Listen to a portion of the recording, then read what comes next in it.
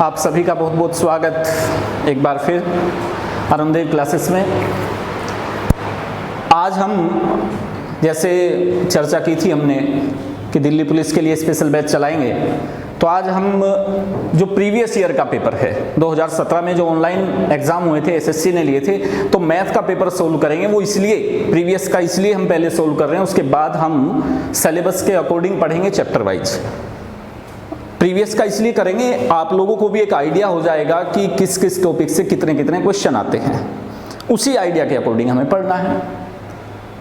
भाई जैसे जैसे जिस लेवल के क्वेश्चन पूछे गए उससे अप लेवल का हम पढ़ते हुए चलेंगे, ये चीज़ें हमें करनी है। तो फर्स्ट क्वेश्चन से स्टार्ट करते हैं। मैं चाहूँगा आप सभी को अगर ये वीडियो अच्छे लगते हैं तो अपने दोस्तों को भी भेजिए, उनसे कहिए वो जुड़े। अगर और किसी का भी भला हो सकता है इन वीडियो से तो आप जरूर शेयर कर सकते हैं। चलिए खैर, फर्स्ट क्वेश्चन,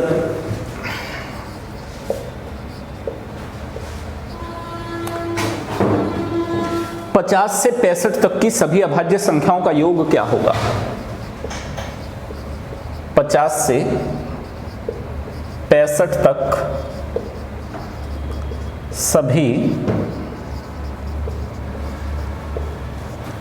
अभाज्य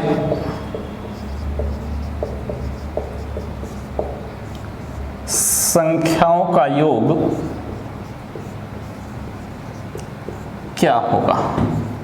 ये क्वेश्चन हमसे पूछा गया। What is the total of prime number between 50 to 65, ये क्वेश्चन। तो अभाज्य आप सभी जानते हैं, अभाज्य किसे कहते हैं? इंग्लिश में अभाज्य को कहते हैं प्राइम। वो नंबर जो किसी भी थर्ड नंबर से डिवाइड नहीं होते। 1 से डिवाइड हो जाता है, अपने आप से डिवाइड हो जाता है, लेकिन किसी भी थर्ड नंबर से वो नंबर डिवाइड नहीं होते। उनको हम क्या कहते हैं? अभाज्य संख्या। अभाज्य, देखिए हिंदी और इंग्लिश में यही डिफरेंस है।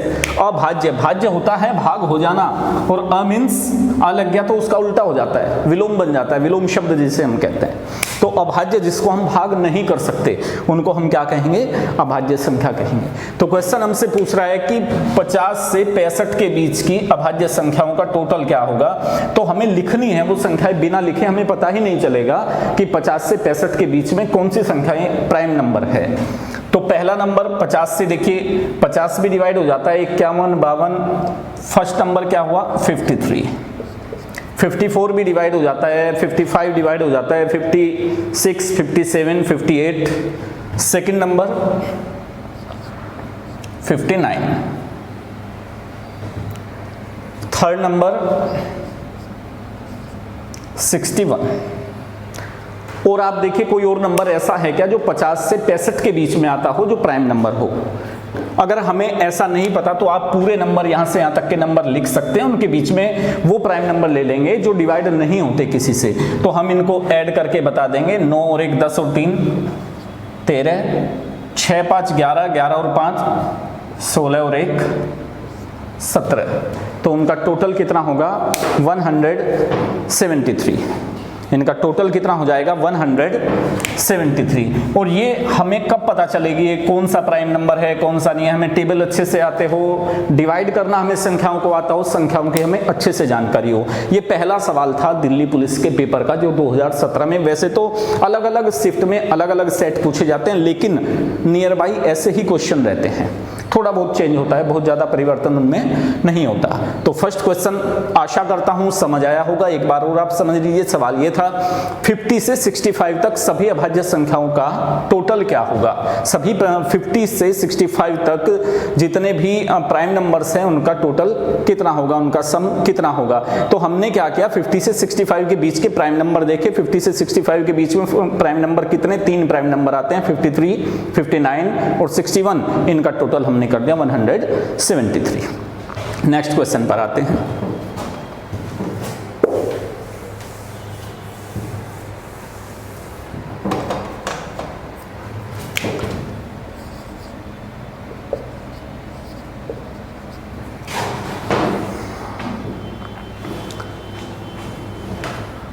2 + 4 + 6 + 8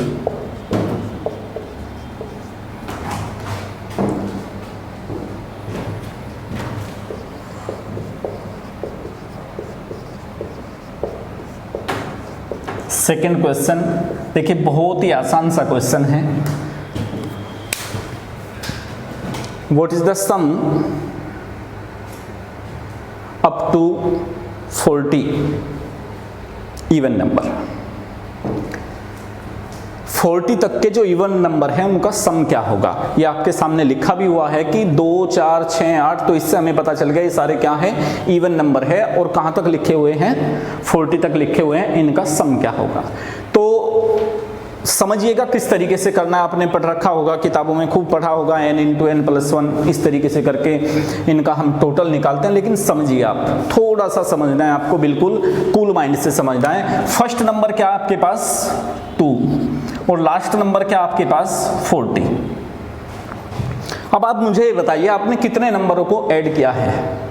2 नंबर आपने ऐड किए हैं भाई, फर्स्ट नंबर और लास्ट नंबर। तो जब हम एवरेज निकालते हैं किसी भी नंबर, किन्हीं भी नंबर्स का, 2 से ज्यादा अगर हमारे पास नंबर है तो जितने नंबर हम ऐड करेंगे उतने से ही उसको क्या करते हैं? डिवाइड करते हैं। तो हमने अगर 2 नंबर ऐड किए हैं तो उसको डिवाइड भी किससे करेंगे?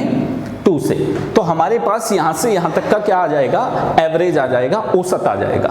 लेकिन हमें करना क्या है? हमें तो 2 से और कहां तक? 40 तक जितने भी इवन नंबर है उनका क्या बताना है? सम बताना है, उनका टोटल बताना है। तो फर्स्ट नंबर 2 और लास्ट नंबर 40 डिवाइड बाई 2। अब हमें एक चीज और देखनी है। आप मुझे ये बताइए कि 2 से लेकर 40 तक, 2 से और 40 तक हम जाएंगे तो कितने इवन नंबर होते हैं, कितने ओड नंबर होते हैं? भाई आप सभी जानते हैं एवरी इवन नंबर में 2 का डिफरेंस होता है और एवरी ओड नंबर में भी 2 का डिफरेंस होता है। मतलब आप ओड नंबर लिखेंगे तो 1, 3, 5, 7 इस तरीके से 2 का डिफरेंस होगा, और इवन नंबर लिखेंगे तो इनमें भी कितना डिफरेंस होता है? 2 का। और बिल्कुल एक मोटी सी बात कहूं, आप जहां तक भी इवन नंबर लिखे या ओड नंबर में लिखे, टोटल आप ये देखिए संख्या कहां है? 40। तो 40 तक हाफ इवन नंबर होते हैं और हाफ क्या होते हैं? ओड नंबर होते हैं। तो यहां तक इवन नंबर कितने आएंगे आपके? 40 का हाफ। 40 का हाफ कितने?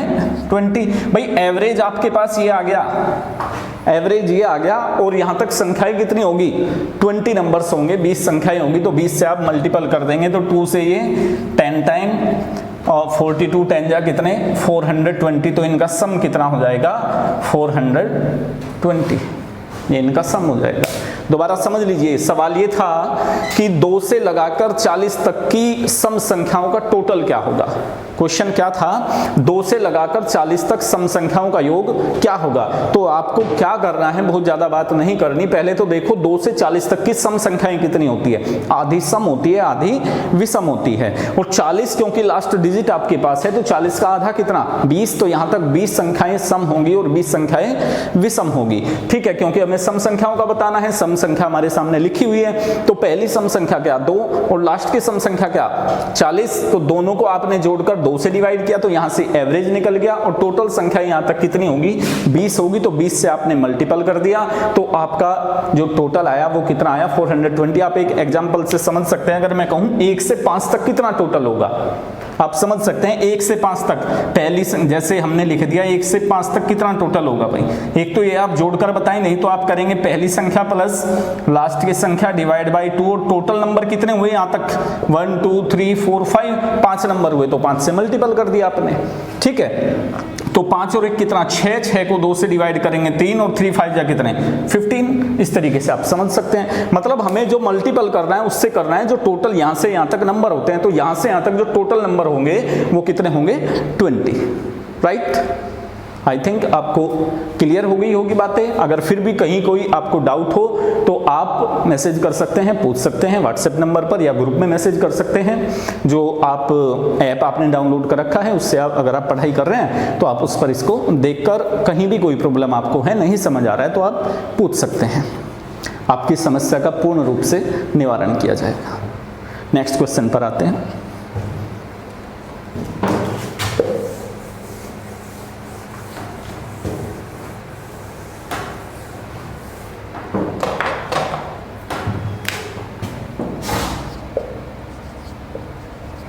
देखिए कहीं भी पूरे मैथ में एक दो क्वेश्चन में मैं नहीं कहता, वो भी क्वेश्चन किसके, जो मेंसुरेशन के हैं, वहाँ आपको फॉर्मूले की ज़रूरत पड़ सकती है, अदरवाइज अर्थमेटिक में कहीं भी फॉर्मूले की ज़रूरत या शॉर्ट ट्रिक की ज़रूरत नहीं होगी। इन्हीं बातों को ध्यान में रखकर मैथ जो अर्थमेटिक है वो हमारा व्यवहारिक होता है, उसी व्यवहार के तरीके से हमें मैथ को सीखना है, तो इसको आप सीखते चलेंगे। नेक्स्ट क्वेश्चन 3/4, 2/3, 4/7 तथा 5/3 में कौन सी भिन्न सबसे छोटी है? 5/3 में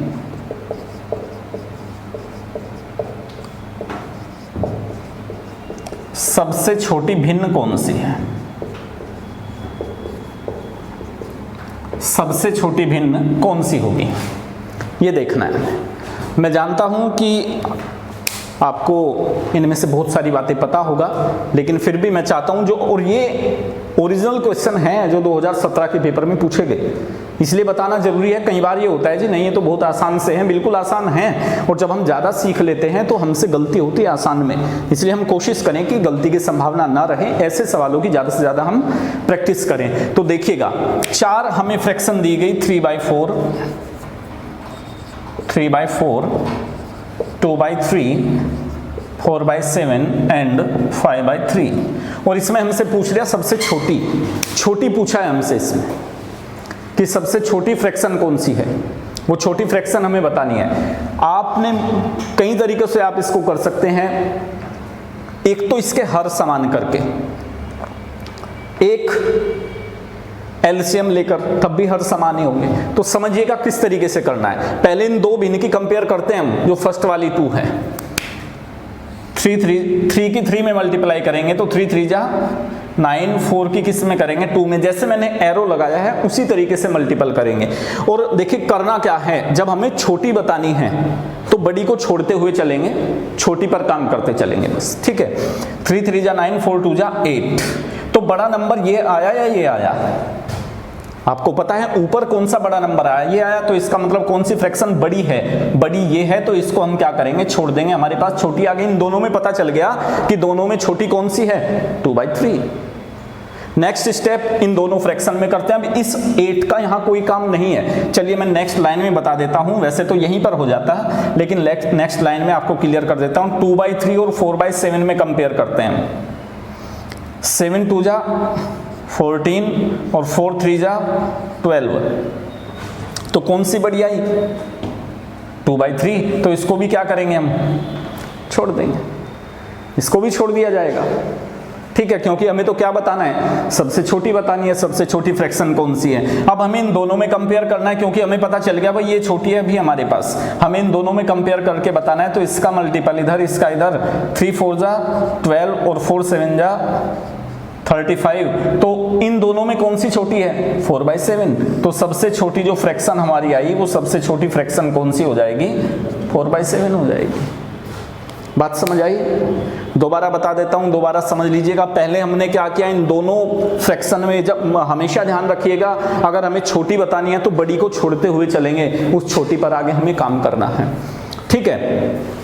किस तरीके से, ये दो फ्रैक्शन हमने ली, 3 की इधर मल्टीपल और 4 की इधर, तो 3 3 जा 9 और 4 2 जा 8, तो यहाँ 9 नंबर 8 से बड़ा होता है, तो इसको हम काट देंगे, तो इसका मतलब ये बड़ी है, तो हमारे पास बचा क्या, 2/3। फिर हम इन दोनों में कंपेयर किया, इन दोनों में हमने यहाँ कंपेयर किया 2/3 और 4/7, 2/3 में 7 2 जा 14 और 3 4 जा 12, तो कौन सा नंबर बड़ा है, 14 बड़ा होता है, तो इसको भी हम छोड़ देंगे, तो हमारे पास फिर बचा क्या, 4/7। यानी कि इन 3 फ्रैक्शन में हमें कंफर्म हो गया कि हमारे पास छोटी कौन सी है, 4/7, तो इसकी कंपेयर फिर हम क्या करेंगे, इससे करेंगे। भाई इससे भी अगर ये छोटी हुई तो ये सबसे छोटी है, ठीक है। फिर आपने ऐसे कंपेयर किया, 4 3 जा 12 और 7 5 जा 35, तो ये नंबर छोटा है, तो सबसे छोटी फ्रैक्शन कौन सी है हमारे पास, 4/7, ये हमारा आंसर हो जाएगा।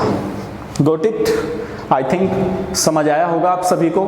कोशिश करना ऐसे फ्रैक्शन लिखकर आप अपने आप भी प्रैक्टिस कर सकते हैं। नेक्स्ट क्वेश्चन देखते हैं।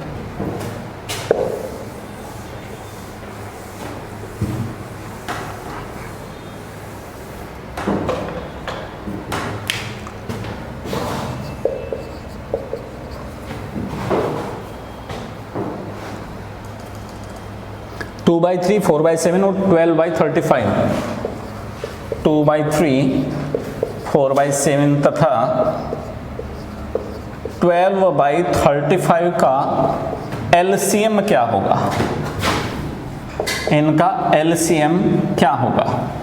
2/3, 4/7 और 12/35 का एलसीएम हमेशा ध्यान रखेंगे। जब मैं चैप्टर वाइज पढ़ाऊंगा तब समझेंगे आप। और ये चीजें बहुत जगह आती है, एलसीएम पूछ लेता है फ्रैक्शन देकर या एचसीएफ पूछ लेता है। एक चीज हमेशा ध्यान रखिएगा, जब आपसे एलसीएम पूछा जाए, जब आपसे क्या पूछा जाए, एलसीएम अगर आपसे पूछा जाता है कि भाई इनका एलसीएम क्या होगा, तो करना क्या है, ये बात ध्यान रखनी है कि करना क्या है। जब एलसीएम पूछा जाए तो नीचे के जो डिनोमिनेटर है, जिसको हम क्या कहते हैं, हर कहते हैं, इनका तो हम क्या लेंगे, एचसीएफ। समझ रहे हो बात? हाईएस्ट कॉमन फैक्टर जिसको कहते हैं हम महत्तम समापवर्तक। जब फ्रैक्शन में हमसे एलसीएम पूछा जाए तो नीचे के जो नंबर्स हैं उनका हम क्या लेंगे, एचसीएफ, और जो ऊपर के नंबर्स हैं इनका हम क्या लेंगे, एलसीएम। तो जो भी आपका सोल्व करके जो भी आपका रिजल्ट आएगा वो आपका सही जवाब हो जाएगा। तो 3, 7 और 35 इनका एचसीएफ कितना? एचसीएफ होता है हाईएस्ट कॉमन फैक्टर।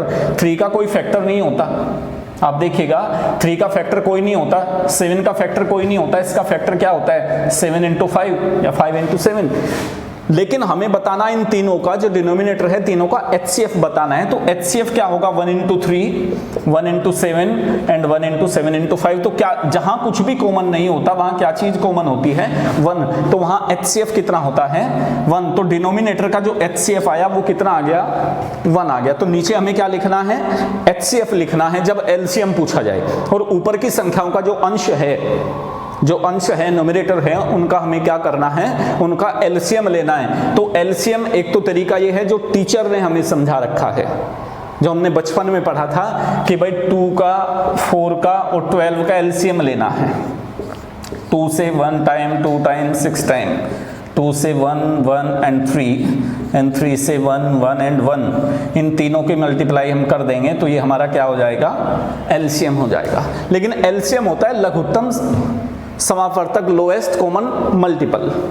एलसीएम वो संख्या सबसे छोटी होती है जिनसे तीनों डिवाइड हो जाए। तो वो सबसे छोटी संख्या क्या है जिनसे ये तीनों डिवाइड होंगे, 2, 4 और 12। तो वो सबसे छोटी संख्या क्या होगी, 12 हो जाएगी। तो 12/1, 12/1 कितना, 12। तो इसका जो एलसीएम होएगा वो कितना हो जाएगा, 12 हो जाएगा। सर समझ लीजिएगा दोबारा, जब फ्रैक्शन में हमें दिया जाए, हमेशा ध्यान रखिए जब भी हमें फ्रैक्शन में दिया जाए कि हमें इससे एलसीएम पूछा गया है, तो नीचे की संख्याओं का जो हर है उनका हम एचसीएफ निकालेंगे और जो ऊपर की संख्या है उनका हम क्या निकालेंगे, एलसीएम, और जो नीचे की संख्या है उनका एचसीएफ। तो जो भी रिजल्ट आपका आएगा वही क्या हो जाएगा, आपका जवाब हो जाएगा। टॉपिक वाइज आप पढ़ोगे शायद तब और ज्यादा क्लियर हो, क्योंकि इस टाइप के कहीं कहीं क्वेश्चन करेंगे ये, क्योंकि अभी हम टेस्ट पेपर कर रहे हैं जो 2017 में हुआ था दिल्ली पुलिस का। क्लियर बात सभी को? नेक्स्ट क्वेश्चन पर आते हैं।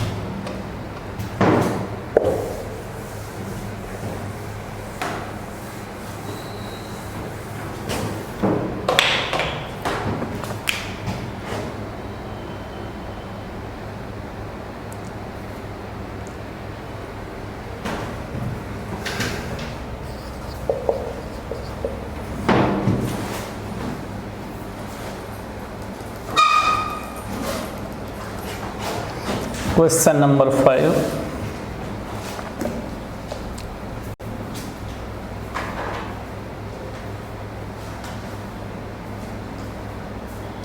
Three into 7 plus 5 into 2. 3 into 7 plus 5 into 2 divide by 8 divided by 4 plus 2. 8 divided by 4 plus 2 multiple 3 का मान क्या होगा। बस इसको सिंप्लीफाई करना है एक तरीके से।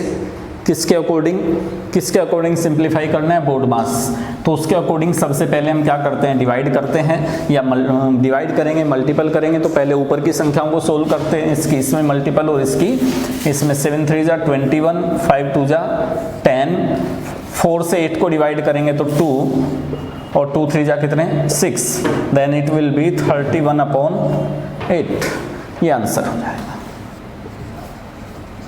बोर्ड मास के अकॉर्डिंग पहले डिवाइड करते हैं, मल्टीपल करते हैं, उसके बाद में जोड़ा या घटाया जाता है।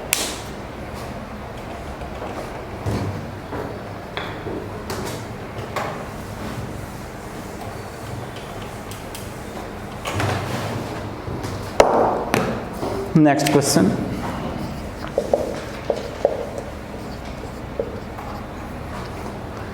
कौन सी संख्या 100 के 80% से 30% कम है?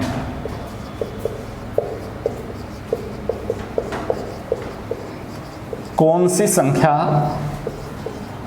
100 के 80% से 30% कम है? देखिए समझिएगा दोस्तों, समझिएगा एक बार कि कौन सी संख्या 100 के 80% से 30% कम है, ये समझना है। ठीक है, 100 के 80%, तो 100 का मतलब गुना, ऐसे लिख दूं आपके तरीके से 80%, और 80% से कितनी बता दी 30% कम है, यानी कि 100 का 80% कितना हो जाएगा सर 80, और 80 से कितनी कम बता दी 30%।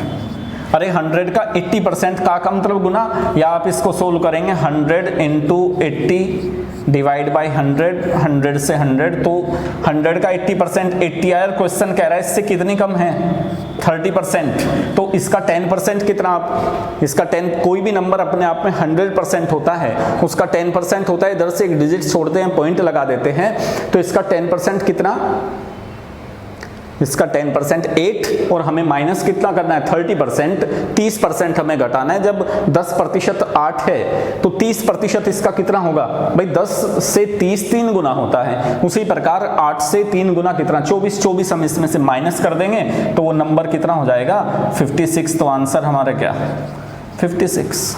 आपको देखिए मैं इतना बता सकता हूं दिल्ली पुलिस के लिए कि जीके के क्वेश्चन में टाइम लग सकता है, मैथ के क्वेश्चन में आपको टाइम नहीं लगेगा 1 मिनट से फालतू किसी में भी। 1 मिनट तो मैं ज़्यादा बता रहा हूँ, आपके लिए बता रहा हूँ कि आपको 1 मिनट, ठीक है, नहीं तो आप ये मानकर चलिए आप 10 सेकंड 20 सेकंड 30 सेकंड इस तरीके से इतनी देर में सवाल को सोल्व कर सकते हैं। इसके लिए बस आपकी प्रैक्टिस, आपका टाइम मैनेजमेंट, किस तरीके से आपको कितना टाइम किस सब्जेक्ट को देना है, इस पर हमें सबसे ज़्यादा काम करना है। समझ आई होगी चीज़ें। क्वेश्चन था कौन सी संख्या 100% के 80% से 30% कम है, तो 100 के 80%, 100 का 80% 80 हुआ, और इससे 30% कम, इसका 10% 8, 30% 24, 24 इसमें से माइनस कर देंगे तो 56।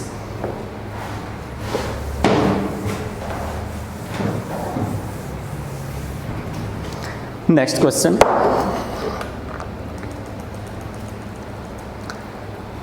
15,000 रुपए को PQR में डिवाइड किया जाता है।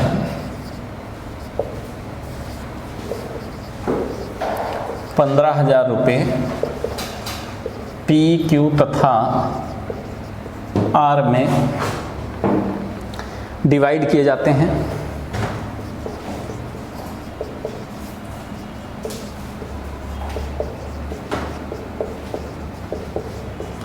विभाजित किए जाते हैं।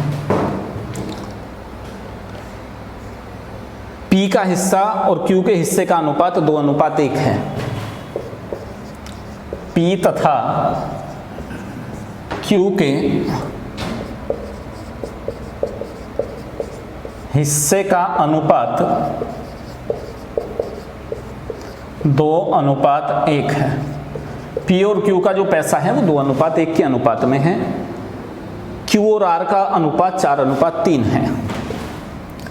Q तथा R का अनुपात 4:, Q तथा R का अनुपात 4:3 है।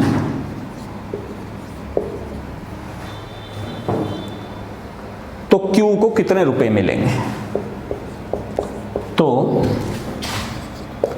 Q को कितने रुपए मिले? तीनों में से किसी के भी पूछे जा सकते हैं, या इनके रुपए का डिफरेंस पूछा जा सकता है कि P और Q के रुपए का डिफरेंस क्या है, या P और R के। जब हमें तीनों का पता चल जाएगा हम किसी का भी बता सकते हैं। तो इसने हमें बताया, रेशियो में बता रखा है PQR, अलग अलग बता रखा है 2-2 का। इसने बताया P और Q का हिस्सा जो है वो P और Q का हिस्सा कितना 2:1। Q और R का जो हिस्सा बताया वो कितना बताया 4:3। तो तीनों का रेशियो बनाएंगे सर, इसकी इसमें मल्टीपल, इसकी इसमें और इसकी इसमें। 4 2 जा 8, 4 1 जा, जैसे मैंने एरो लगाया है इसी तरीके से मल्टीपल करते हैं। अब आप ये देखिए P को कितने रुपए मिले 8 रुपए, Q को कितने मिले 4 रुपए, तो R को कितने मिलेंगे 3 रुपए मिलेंगे। ये तीनों का रेशियो हो गया, P के हिस्से में आए 8 रुपए, Q के हिस्से में 4 रुपए और R के हिस्से में 3 रुपए। तो अगर हम इनका टोटल करें अकॉर्डिंग टू रेशियो तो 8 रुपए इसको मिलते हैं, 4 इसको, 3 इसको, तो टोटल कितने हो जाते हैं सर 15 हो जाते हैं। 8 4 12 और 3 15। लेकिन हमने बांटे कितने 15,000 न कि 15 रुपए। अकॉर्डिंग टू रेशियो 15 रुपए बटते हैं, लेकिन एक्चुअल में कितने बांटे गए 15,000 रुपए बांटे गए। तो 15,000 हम देखेंगे जो एक्चुअल अमाउंट है, ये रेशियो में जो भी नंबर्स होते हैं, रेशियो में जो संख्याएं होती है वो कंपैरेटिव होती है, वो एक्चुअल नहीं होती। तो ये जो एक्चुअल अमाउंट है 15,000, 15 से कितना गुना 1,000 गुना। जब ये इसका एक्चुअल अमाउंट हमारे अमाउंट का 1,000 गुना है तो इनको जो पैसे मिलेंगे वो भी कितने मिलेंगे 1,000 गुना मिलेंगे। जब आपको तीनों के पैसे पता चल गया, आपसे किसी के भी पूछ लें, शायद Q के पूछे थे तो Q को कितने मिल जाएंगे 4,000 रुपए। ये आपसे किसी के भी पूछ ले आप उसी के बता सकते हैं, Q के पूछे, P के पूछे या R के पूछे, किसी के भी पैसे आप बता सकते हैं। देखिए दोस्तों, कोशिश कर रहा हूं कि आपको अच्छे से अच्छा मैटर मिले। इसी परिप्रेक्ष्य में ये आपको आज एक पेपर करा रहा हूँ दिल्ली पुलिस का। आपके व्यू जरूर चाहिए मुझे। व्यू इसलिए, अगर कोई चीज़ नहीं समझ में आई हो तो आप पूछ सकते हैं मैसेज करके, और अगर समझ आई है तो कैसा आपको लगा, हम और भी इम्प्रूवमेंट करने की कोशिश करेंगे इसमें जैसे जैसे आप हमें व्यू देंगे। चलिए आगे देखते हैं। नेक्स्ट क्वेश्चन ये 20 लड़कों के एक समूह की औसत आयु 15 वर्ष है, एक लड़का समूह छोड़ देता है तो औसत आयु 14.5 वर्ष हो जाती है। 20 लड़कों का एक ग्रुप है जिसमें जो औसत आयु है, कितने लड़के हैं 20 लड़के हैं, और एवरेज एज कितनी है 15 वर्ष, 15 साल के हैं। 15 साल के 20 लड़के हैं। क्वेश्चन कह रहे हैं एक लड़का चला गया ग्रुप छोड़कर और उसके जाने से जो एवरेज एज हो गई वो कितनी होगी 14.5 वर्ष होगी। देखिए समझिएगा, 20 लड़कों में से 20 लड़कों के पास सपोज कीजिए 15 रुपए, एक लड़का चला गया। एवरेज की अगर हम बात करें, आप वर्ष ले लो या रुपए ले लो, उससे फर्क नहीं पड़ेगा। इन 20 में से अगर एक लड़का चला जाता है, एक लड़का जो गया वो आप ये देखिए, आप ये सोचिए कि वो लेकर कितने जाएगा 15 रुपए लेकर जाएगा या 15 वर्ष लेकर जाएगा। आप वर्ष की बात कर रहे हैं जब हमने उसको निकाल दिया on an average. But question कह रहा है इसके जाते ही जब वो लड़का गया तो लड़के बचे कितने 19 लड़के। अब वो कह रहा है इसके जाते ही इन लड़कों का जो एवरेज है वो एवरेज कितना हो गया 14.5 वर्ष हो गया। इनका एवरेज यहां से घट गया, और कितना घट गया 0.5 माइनस हो गया 0.5 वर्ष, आधा साल कम होगी इनकी उम्र, कितनों की 19 की। इसका मतलब जो जाने वाला है वो इन 19 से भी ले गया कुछ, क्या ले गया आधी साल की एज ले गया। और जब 19 लड़कों से वो आधी साल की एज ले जाएगा 1/2 लिखो या 0.5 लिखो, यानी कि 19 का आधा, और 19 का आधा कितना होता है 9.5, तो 9.5 वर्ष वो ले गया। तो 9.5 आप इसमें ऐड कर देंगे, 9.5 लिखिए आप, या 9 and 1/2, तो 15 और 9 24। तो जाने वाला जो लड़का है वो कितने वर्ष का 24.5 वर्ष का। आप गुना करके बता सकते थे, मैं जानता हूं आप सबको आता होगा कि 20 लड़के 15 साल के, आपने लिया कि 20 लड़के हैं भाई 15 वर्ष के हैं, तो इनकी टोटल एज कितनी होगी 15 दूनी 30, 300 हो गई। अब सवाल कह रहा है लड़के रह गए 19, एक चला गया और इनकी एज 14.5 वर्ष। अब आप इसकी गुना करके यहाँ लिखोगे, ठीक है, इसकी गुना करोगे 19 पंजे 95, 9 1900 का 76 और 9 कितने 85, 8 19 से कम 19 और 8 कितने 27 होते होंगे। तो देखना कितना बचा 24.5 वर्ष ही बचा क्या। ये आपको बहुत आसान लगा होगा, लेकिन जब आप औसत पढ़ोगे, एवरेज पढ़ोगे, उसमें इस टाइप के क्वेश्चन आएंगे जो इससे होंगे ही नहीं, आपको समझ ही नहीं आएगा कैसे करने हैं। इस तरीके से नहीं होते हैं, इस तरीके से लॉजिकली बात है। आप ये देखिए 20 लड़के थे 15-15 साल के, एक चला गया तो जाने वाला भी तो 15 का ही जाएगा उन्हें एवरेज। जब वो चला गया उसके जाने से इनकी एज जो बचे 19 लड़के बचे, इनकी एज आधा वर्ष कम हो गई। जब इनकी एज आधा वर्ष कम हो जाएगी तो 19 लड़कों की आधा साल जब एज कम हुई तो टोटल कितनी कम होगी, 9.5 साल। तो 9.5 ये क्यों कम हुई, क्योंकि वो चला गया तो उसकी एज में जुड़ जाएगी। तो टोटल वो जाने वाला कितने वर्ष का था, 24.5 वर्ष का। तो ये आपका आंसर आ जाएगा। क्लियर बात सभी को? आई थिंक समझ आया होगा। नेक्स्ट क्वेश्चन पर चलते हैं।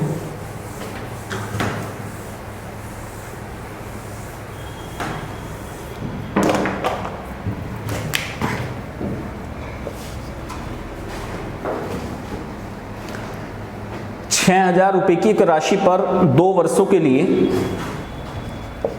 ₹6,000 की एक राशि पर 2 वर्ष के लिए, 2 वर्षों के लिए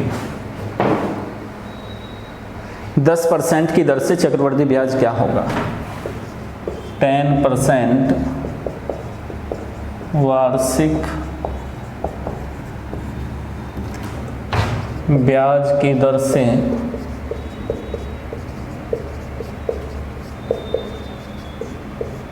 चक्रवृद्धि ब्याज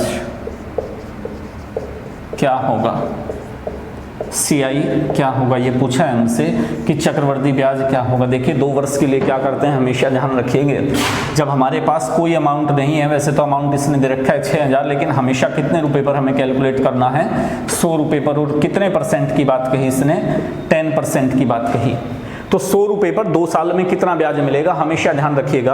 कितने % है, 10%। तो 10 का 2 गुना कितना होता है, 20, और 10 का स्क्वायर कितना होता है, 100। तो ये हमें क्या मिला, ब्याज मिला। और ब्याज कितना मिल गया, 20 रुपए 100 पैसे। 20 रुपए 100 पैसे का मतलब कितना हुआ, ये 20 रुपए 100 पैसे, 100 पैसे का हम ब्याज बना लेंगे तो हमें कितना ब्याज मिला, 21 रुपए। 21 रुपए ब्याज हमें किस पर मिला, 100 पर। कितने वर्ष में मिला, ये ब्याज हमें कितने वर्ष में मिला, 2 वर्ष में। हमेशा ध्यान रखिएगा जब भी CI निकालेंगे, जितना भी रेट ऑफ इंटरेस्ट देगा, अगर 2 वर्ष की बात कह रहा है तो हमेशा 100 रुपए पर निकालिए आप। सबसे आसान बात है, जितना भी रेट ऑफ इंटरेस्ट कह रहा है पहले उसका 2 गुना करके लिखो, पॉइंट लगाओ, जो भी रेट ऑफ इंटरेस्ट है उसका स्क्वायर करके लिखो। तो 20 रुपए 100 पैसे, यानी कि 100 पैसे का कितना, 1 रुपया हो जाता है। तो टोटल हमें कितना ब्याज मिला, 21 रुपए हमें ब्याज के मिल गए। और ये 21 रुपए हमें किस पर मिले, 100 पर। लेकिन 100 हमारे पास नहीं है, रुपए हैं कितने, 6,000। 6,000 इसका कितना गुना, 60 गुना। तो ब्याज भी कितना गुना, 60 गुना। तो 21 का 126, तो 1260 रुपए ब्याज के मिल जाएंगे 2 साल में। एक बात। दूसरा, आप एक तरीके से और कर सकते हैं, क्योंकि ये 10% इसने बताया, रेट ऑफ इंटरेस्ट कितना, 10%। 10% की फ्रैक्शन क्या होती है, 1/10। इट मीन्स 10 रुपए हमने ब्याज पर दिए और 1 साल में ब्याज कितना मिलेगा, 1 रुपया ब्याज मिल जाएगा। तो 10 पर 1 ब्याज मिलेगा, तो आफ्टर 1 ईयर हमारे पास कितना हो जाएगा, 11 हो जाएगा। किससे बढ़कर, 10 से बढ़कर। लेकिन क्वेश्चन कितने साल की बात कह रहा है, 2 साल की। तो उसके लिए क्या करेंगे, इसका स्क्वायर कर देंगे। ठीक है, तो 11 का स्क्वायर कितना होता है, 121, और 10 का स्क्वायर कितना होता है, 100। इसका मतलब ये कि हमारे पास 100 रुपए थे जो 2 वर्ष में, क्योंकि स्क्वायर कर दिया तो 2 वर्ष की बात हो जाती है। हमारे पास 100 रुपए थे जो 2 वर्ष में बढ़कर कितने हो जाते हैं बेटा, 121 रुपए हो जाते हैं। और 100 से 121 होने में आप ये देखिए, 100 से 121 होने में ब्याज कितना मिला, 21 रुपए ब्याज मिला। और किस पर मिला, 100 पर। मूलधन हमारा हमेशा नीचे वाली संख्या होती है, ऊपर वाला मिश्र धन होता है। तो 100 रुपए पर हमें 21 रुपए ब्याज मिल गया, लेकिन रुपए तो हमारे पास 6,000 है। तो 6,000 इसका कितना टाइम, 60 गुना। तो ब्याज भी कितना गुना, 60 गुना। तो 60 गुना ब्याज कितना, 1260 रुपए। यह आंसर है आपका। नेक्स्ट क्वेश्चन पर आते हैं।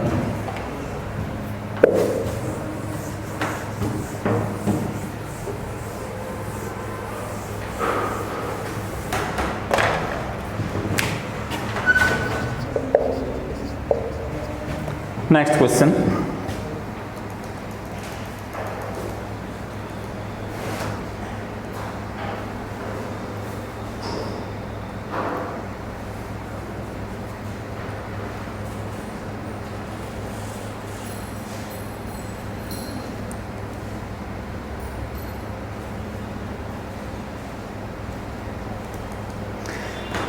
किसी वस्तु को 900 रुपये में बेचने पर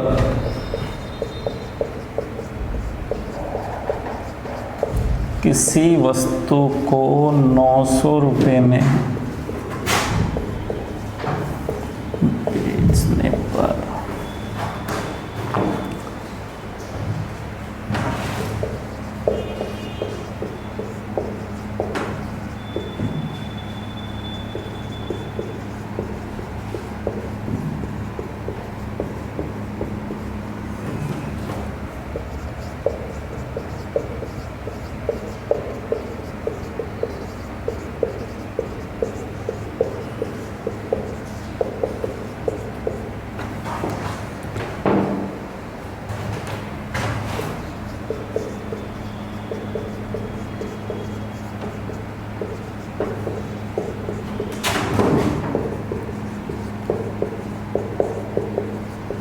यदि वस्तु को 30% लाभ पर बेचना हो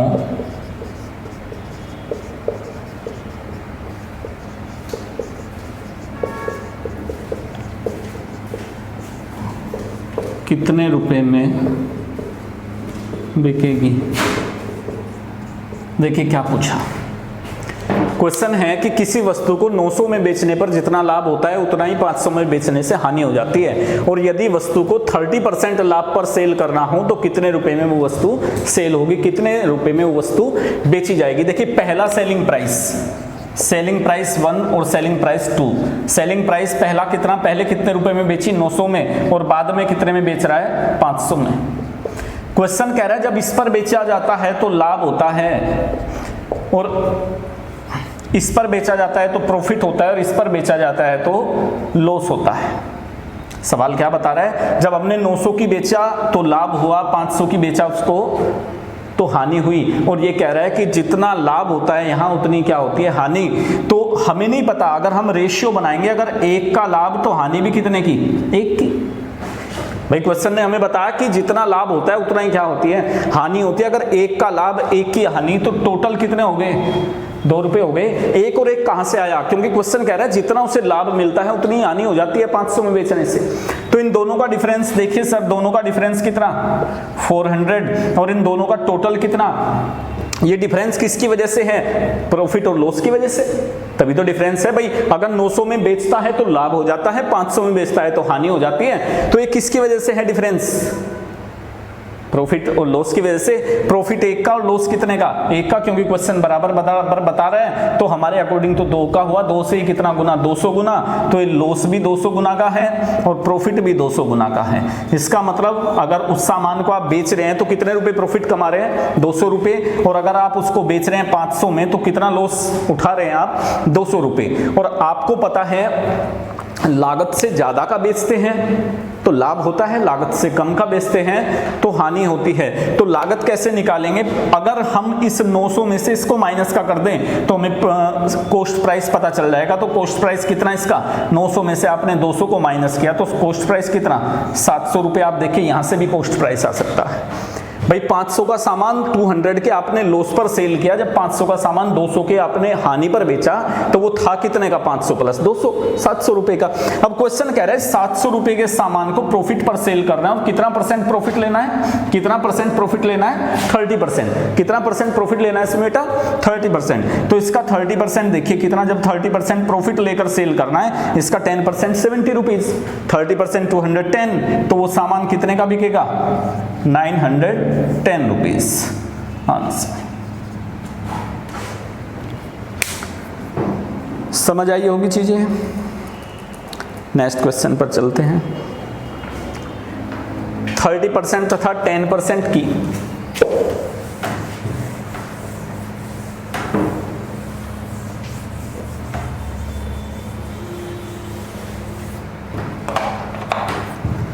नेक्स्ट क्वेश्चन,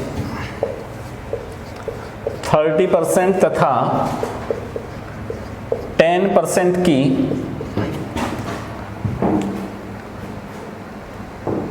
दो क्रमिक छूट देने पर,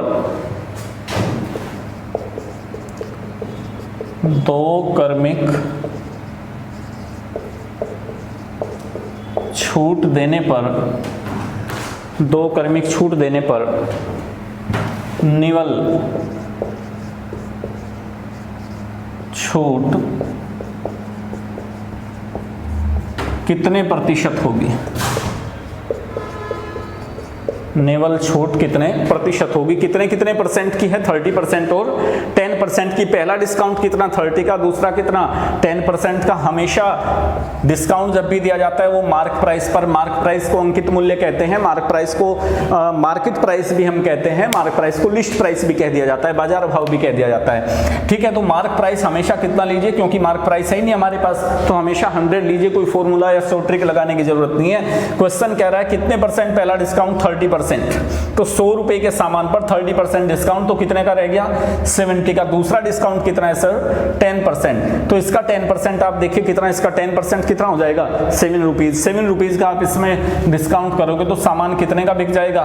63 का। अब 100 रुपए एमआरपी वाला सामान आप कितने का ले आए? 63 का। तो आपको जो डिस्काउंट मिला वो यहां से यहां तक, तो 100 में से आप इसको माइनस करेंगे तो आपका डिस्काउंट कितना आ गया सर? 37%। तो टोटल जो आपका डिस्काउंट होएगा वो कितना हो जाएगा? 37%। क्लियर सभी को? कहीं कोई डाउट? Okay, next.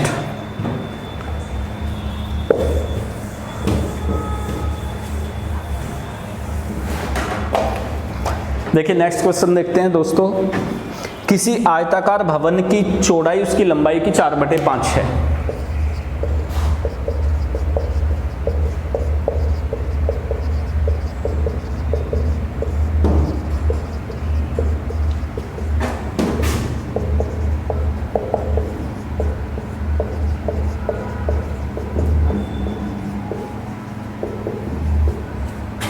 उसकी लंबाई की 4/5 है। यदि फर्श का क्षेत्रफल 500 मीटर स्क्वायर हो, यदि फर्श का क्षेत्रफल 500 मीटर स्क्वायर हो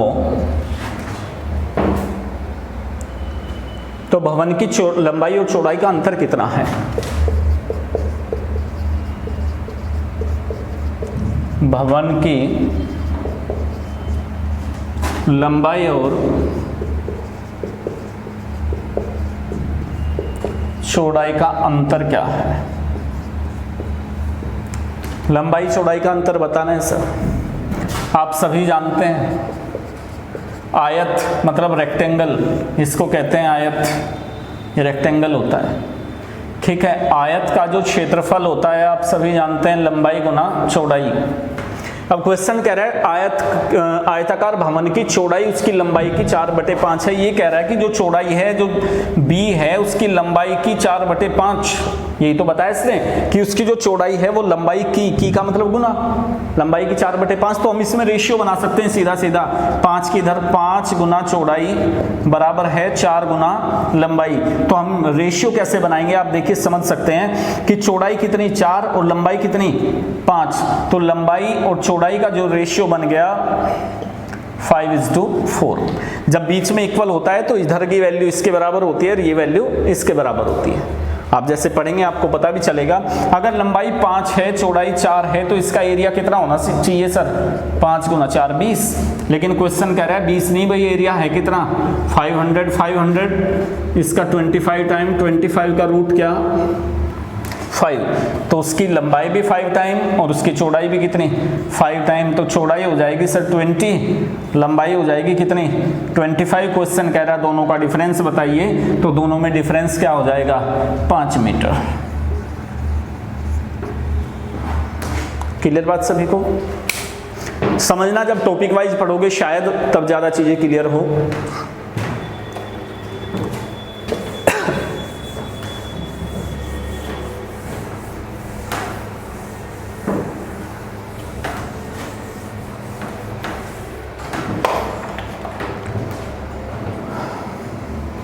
एक कार 100 किलोमीटर प्रति घंटा की स्पीड से चलती है और किसी दूरी को 2 घंटे 30 मिनट में तय कर लेती है।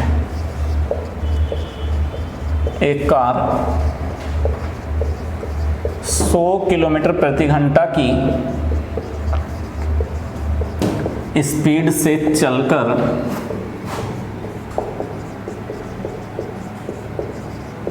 किसी दूरी को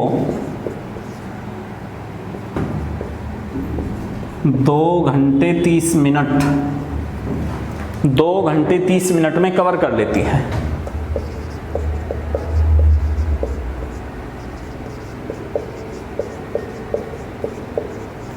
दो घंटे 30 मिनट में तय कर लेती है। 60 किलोमीटर प्रति घंटा की स्पीड से चलकर दूसरी कार उसे कितने देर में पूरी कर लेगी? 60 किलोमीटर प्रति घंटा की स्पीड से चलकर दूसरी कार उसे कितने समय में पूरा कर लेगी? वही दूरी चलनी है दूसरी कार को भी, तो पहले तो मैं वो डिस्टेंस देखनी है क्या है। पहली कार की जो स्पीड बताई सर, स्पीड कितनी है? 100 किलोमीटर पर आवर, और चली कितनी देर? 2 घंटे 30 मिनट। सर समझ आया क्या कर दिया? अरे 2 घंटे 30 मिनट का मतलब क्या? 2.5 घंटे, और 2.5 क्या होता है? 5 का आधा। 1 घंटे में कार जाती है 100 किलोमीटर, तो 2.5 घंटे में कितनी जाएगी? तो यहां से आप निकाल सकते हैं 2 से कितनी बार? 50 बार, 5 पंजे 25, 250 किलोमीटर गई। तो ये 250 किलोमीटर अब जाने किस स्पीड से है दूसरी कार को? 60 किलोमीटर प्रति घंटा से। क्वेश्चन कह रहा है 60 किलोमीटर प्रति घंटा से चलना है, तो 6 चौक 24, तो 4 सही 1/6 घंटे में वो उसको कवर कर लेगी दूसरी कार। दूसरी कार जो उस दूरी को कवर करेगी कितनी देर में? 4 से ही 1/6 घंटे में कवर कर लेगी। समझ आई बात सभी को?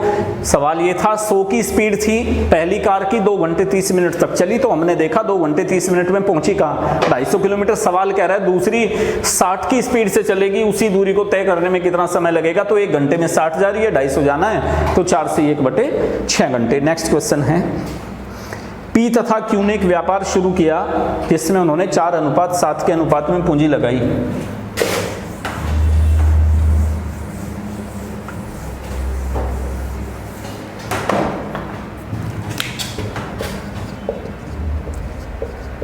पी तथा क्यू ने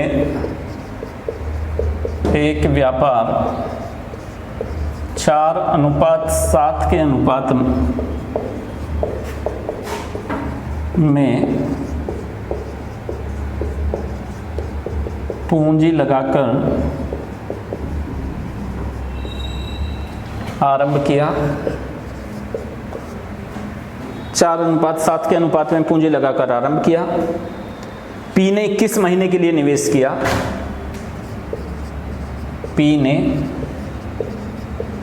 21 महीने के लिए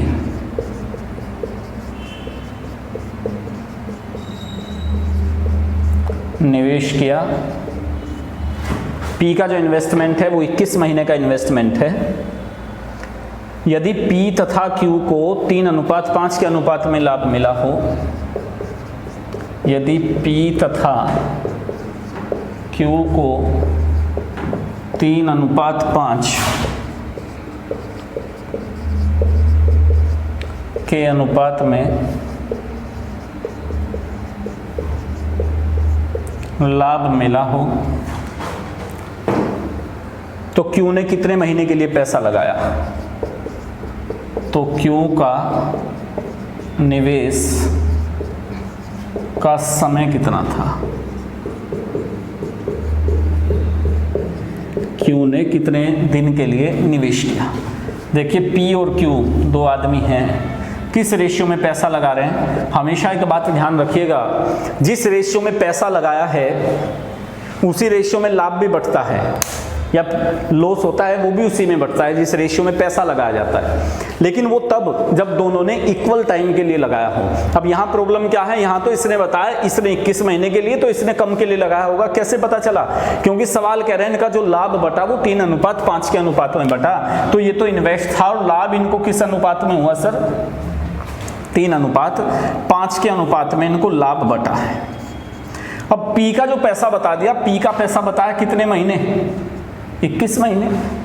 हमेशा ध्यान रखिएगा, मैंने आपको बताया जिस रेशियो में पैसा लगेगा उसी रेशियो में लाभ बटेगा, या जो लाभ बटा है उसी रेशियो में पैसा समय भी लगा होगा। तो वो देखिएगा आप, 21 चौका पी के कितने पैसे लगे, 84 रुपये। इस 84 के बदले इसको क्या मिला, 3 रुपए इस 84 के बदले ही तो मिले भाई। 84 रुपए किसने लगा रखे हैं, पी ने, उसके बदले इसको क्या मिला, 3 रुपए का लाभ। क्यू को कितना लाभ मिला, 5 का। लेकिन इसके महीने नहीं पता हमें, यही तो बताना है इसने कितने महीने तक पैसा लगाया। तो आप ये देखिए 84 3 से कितना गुना, 28। तो इसका भी जो यहां पैसा इन्वेस्ट हुआ होगा वो कितना गुना हुआ होगा, क्योंकि यहां भी तो रेशियो, मैंने आपको बताया जिस रेशियो में पैसा इन्वेस्ट होगा उसी रेशियो में लाभ बटेगा। 28 गुना तो 28 पंजे कितना, 140। इसके पैसे कितने लगे होंगे, 140 रुपए। और एक महीने के कितने लगते हैं, एक महीने का इन्वेस्ट कितना है सर, 7। एक महीने का इन्वेस्ट 7 रुपए है, और टोटल इन्वेस्ट पी का कितना आया, 140, और एक महीने का इन्वेस्ट कितना, 7। तो पी ने जो इन्वेस्ट कर रखा है वो कितने महीने के लिए, 20 महीने के लिए। पी का इन्वेस्टमेंट कितने दिन का है, 20 मंथ का पी का इन्वेस्टमेंट है।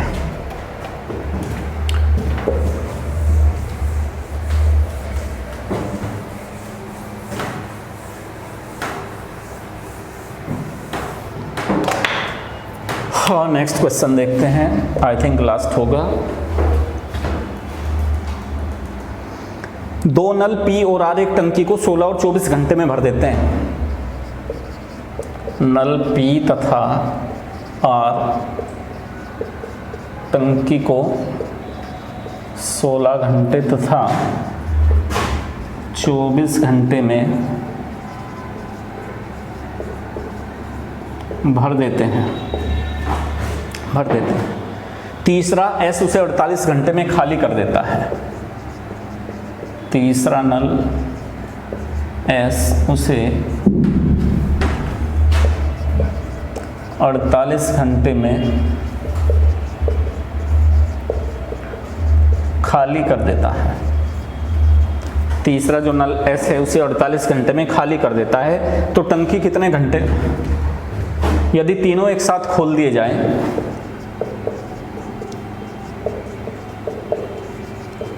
यदि तीनों एक साथ खोले तो टंकी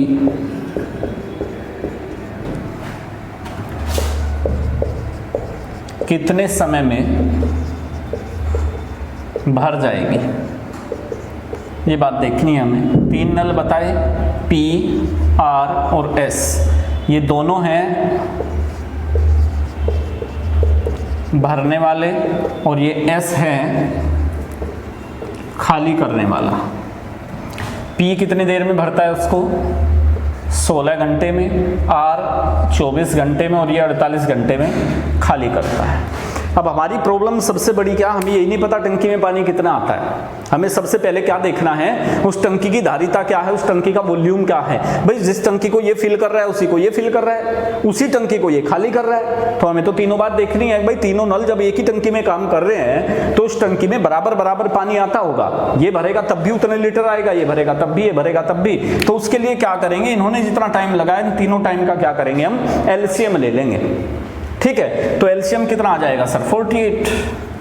16 3 48, 24 दूनी 48, 48 एकम 48। और एक बात हमेशा ध्यान रखिएगा, 16 घंटे में जिस नल ने 48 लीटर पानी भरा तो 1 घंटे में कितना भरा, ये जो कैपेसिटी आती है यहाँ इनके 1-1 घंटे के काम की आती है। 1 घंटे में पी नल ने कितना भरा, 3, इसने कितना भरा 1 घंटे में, 2, और इसने कितना खाली कर दिया, क्योंकि ये है खाली करने वाला। ये एस जो नल है ये क्या है, खाली करने वाला। तो ये तो दोनों भरेंगे, और ये क्या करेगा, खाली करेगा। उसी घंटे में 1 घंटे में 5 लीटर पानी भरा गया, और खाली कितना हुआ, 1 लीटर। जब 5 भरा गया उसी घंटे में और 1 खाली हो रहा है, तो 1 घंटे में भरा कितना गया, 4। भाई जब तीनों चलेंगे पी प्लस क्यू तो भरेंगे, एस खाली करेगा, यही तो स्थिति होगी। तो 1 घंटे में 4 भरा जाएगा। तो जब तीनों एक साथ चलेंगे तो टंकी कितने देर में भर जाएगी, 12 घंटे में। ये टोटल आपके 15 क्वेश्चन थे, ये आपने देख लिए होंगे। इस टाइप का, इस लेवल का आपका मैथ आना है, और मैं आपको कह रहा हूँ 15 मिनट नहीं लगेगी आपको समझाने के लिए इतना समय लगा, ठीक है, अदरवाइज इतना समय नहीं लगता। और कोशिश कीजिएगा, आप भी कोई चीज़ ना समझ आई हो तो आप कमेंट करके पूछ सकते हैं। और आप सभी से एक बात और कहनी है, अगर आपको अच्छी लगी हो जो समझाया गया, हो सकता है स्पीड ज़्यादा हो कुछ, तो आप अपनी राय दे सकते हैं। ऐप को डाउनलोड करें, ज़्यादा से ज़्यादा अपने दोस्तों तक पहुंचाएं, शेयर करें, उनको भी लाभ मिले, आपको भी लाभ मिले। धन्यवाद आप सभी का।